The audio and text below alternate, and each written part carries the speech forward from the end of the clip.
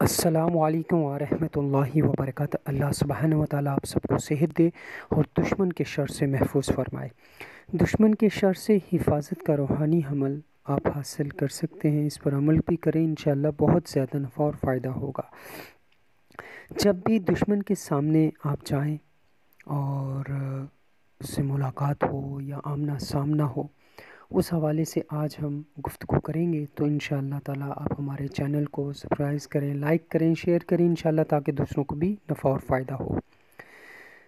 یاد رکھیے گا کہ جب بھی دشمن کے سامنے جانے سے پہلے باوضو ہو کر 19 مرتبہ سورہ فاتحہ پڑھیں۔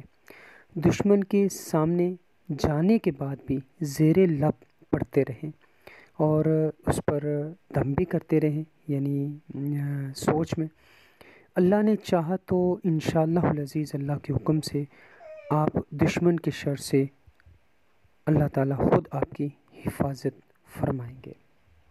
اس کے علاوہ قرآن مجید فرقان حمید کی آیات وغیرہ، صورتیں وغیرہ یاد رکھیں کہ ایک سورہ فاتحہ ہے، آیت الکرسی ہے، چاروں کل ہیں، سورہ فلق اور ناس ہے، ٹھیک ہے۔